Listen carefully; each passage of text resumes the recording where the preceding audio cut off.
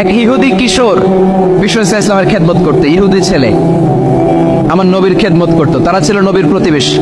তো অনেকদিন হয় ইহুদি ছেলেটা আসে না। বিশ্বনবী খোঁজ দিলেন, ঘটনা কি? একটা ইহুদি ছেলে না আমার খেদমতে আসতো, ছেলেটা কই? খোঁজ নিয়ে জানলেন ছেলেটা অসুস্থ। বিশ্ব ইসলাম ওই ইহুদির বাড়িতে চলে গেলেন ওই ছেলেটাকে দেখা করার জন্য, ভিজিট করার জন্য। সুবহানাল্লাহ পড়বেন না? গেলেন, যে দেখে ইহুদি ছেলেটা মুমূর্ষ, জান যায় ভাব, বিছানায় পড়ে আছে, তার বাবা দাঁড়ানো। বিশ্বনবী তার মাথার পাশে বসলেন, মাথায় হাত বুলিয়ে দিলেন, আর ছেলেটাকে বললেন, আসলিম, হে ইহুদি ছেলে, আসলিম, ইসলাম ধর্ম গ্রহণ করো।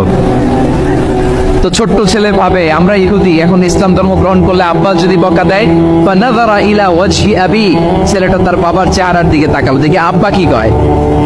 আব্বা যদি বলে তাইলে ইসলাম ধর্ম গ্রহণ করবো। ইহুদি ছেলেটা তার বাবার দিকে যখন তাকালো, ওর বাবা বলে, আতিয়া আবুল কাসিম, আবুল কাসিম যা বলে তাই করো। আবুল কাসেম হচ্ছে বিশ্ব ইসলামের একটা কুনিয়াত, উপনাম। আমার রাসূলের বড় ছেলের নাম ছিল কাসেম। যেমন দেখবেন আমাদের এলাকায় কারো বড় ছেলের নাম যদি হয় আব্দুল্লাহ, এরা আব্দুল্লাহর বাপ বলে ডাকে। কারো বড় মেয়ের নাম যদি হয় ফাতেমা, এরা কি ডাকে? ফাতেমার বাপ বলে না? তো বিশ্ব ইসলামের বড় ছেলের নাম ছিল কাসেম।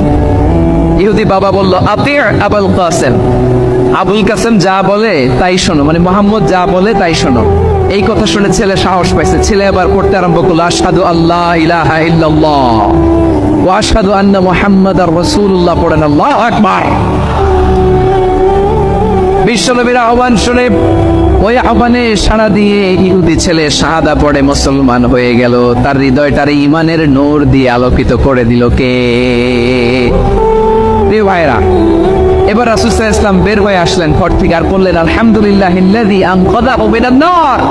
প্রশংসা সে আল্লাহর, যে আল্লাহ জাহান্নামে চলে যাচ্ছিল প্রায় এমন একটা লোককে মুহূর্তের মধ্যে কালেমায়ে শাহাদাতের বদৌলতে জান্নাতি বানায় দিলেন। আওয়াজ করে পড়েন সুবহানাল্লাহ। এই হাদিস থেকে আমরা কি